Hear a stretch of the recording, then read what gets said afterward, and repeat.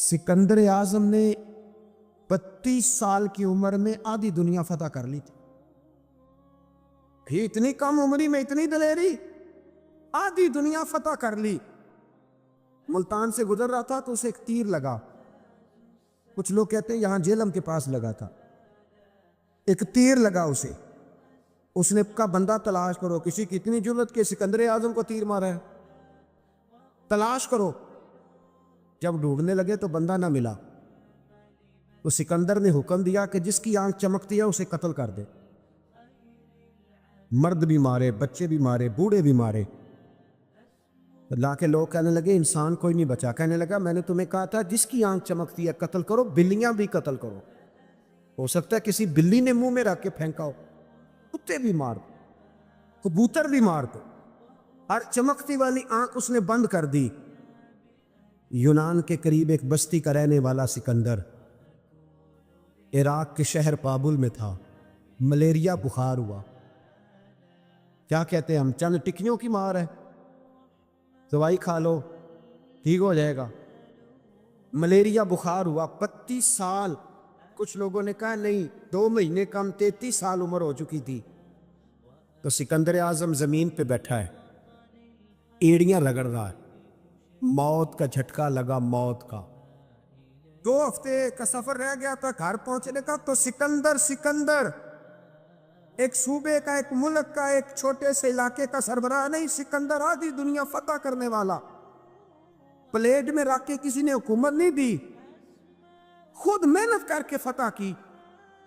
لیکن سکندر ایڑیاں رگڑتا ہے، زور زور سے زمین پہ مارتا ہے اور کہتا کوئی ہے جو مجھ سے میری ساری سلطنت لے لے اور مجھے صرف 2 ہفتے کی زندگی لے دے. میں پردیس میں نہیں مرنا چاہتا، گھر مرنا چاہتا. کوئی مجھے 2 ہفتے کی زندگی، 2 ہفتے کی، کوئی 2 ہفتے. مٹی دیں تو مٹی رہنا ایمی کا دی بلے بلے. اج مٹی دے اتے بندے آتے، کل مٹی دے تھلے. کا کوئی مجھے مہلت لے دے. لیکن رب کا قانون ہے جب وقت آ جاتا ہے پھر مہلت.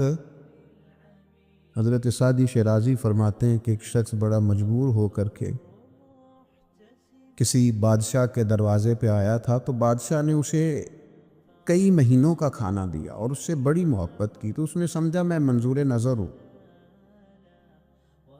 اتنا مجھے نوازا گیا ہے. تو پھر اس نے اس طرح سے اسے خرچ کیا کہ ایک ہفتے میں سارا ضائع کر کے جب دوبارہ مانگنے آیا تو بادشاہ اتنا ناراض ہوا کہ وہ کہنے لگا تو آج آیا ہے، آج کے بعد میرے دربار کے ارد گرد نظر نہ آنا. تو اس فقیر کی زبان سے نکلا کہ آپ کے اس سخاوت کے قصے بڑے معروف ہیں اور ایک فقیر کو نوازنے سے آپ کا بگڑے گا بھی کچھ نہیں، تو آپ اس طرح کی سختی کیوں کر رہے ہیں؟ تو اس نے کہا اس لیے کر رہا ہوں کہ مجھے تکلیف یہ ہوئی ہے کہ جو میں نے تحفے تمہیں دیے تھے تم نے قدر نہیں کی. تم نے اس مال کو اس طرح ضائع کیا ہے اور اس طرح ہوا میں بکھیر دیا. ڈھیر سارے لوگ ہیں اللہ تعالیٰ انہیں وسعت عطا کرتا ہے، وہ سمجھتے ہیں ہمارا حق تھا، ہمیں ملنا ہی چاہیے تھا. اللہ تعالیٰ انہیں گنجائش دیتا ہے، ان کو اللہ تعالیٰ نوازتا ہے، لیکن وہ سمجھتے ہیں کہ یہ میرا بنتا تھا، مجھے ملنا ہی چاہیے تھا. اس کا نقصان کیا ہوتا ہے کہ اللہ کی نعمت کی ناقدری، ناشکری ہوتی. قرآن مجید کا یہ اسلوب نرالا ہے.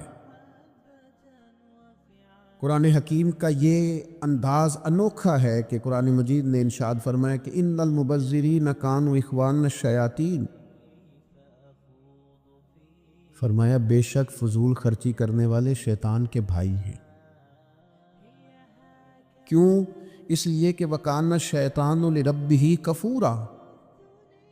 فرمایا بے شک شیطان اپنے رب کا بڑا ہی ناشکرا ہے. معنی کیا ہے؟ علماء فرماتے ہیں کہ یہ جو ہے نا کہا کہ یہ شیطان کے بھائی ہیں اور شیطان ناشکرا، اس کا مطلب یہ ہے کہ یہ جو اللہ کی دی ہوئی نعمت کی ناقدری کر رہے ہیں نا، یہ بھی گویا اسی طرز پر چل رہے ہیں جس طرز پر شیطان چلتا ہے. ناشکری کر رہے ہیں، ناقدری کر رہے ہیں. ہمارے ہاں جن لوگوں کو اللہ تعالیٰ وسعت عطا کرتا ہے، گنجائش دیتا ہے، وہ خیال ہی نہیں کرتے، وہ لحاظ ہی نہیں کرتے۔ وہ کہتے ہیں او جناب میں نے بچوں سے کہا ہے تم نے پرواہ نہیں کرنی، آپ نے غلط کہا ہے بچوں سے۔ میں نے کہا فکر نہیں کرنی، آپ نے غلط کہا ہے اپنے بچوں سے۔ میں نے کہہ دیا ہے چھوٹے بھائی سے کہ میرے ہوتے ہوئے ٹینشن لینے کی ضرورت نہیں، میاں آپ نے زیادتی کی چھوٹے بھائی کے ساتھ۔ میں نے کہا ہے آپ بات کریں پیسوں کی فکر نہ کریں، غلط کیا آپ نے۔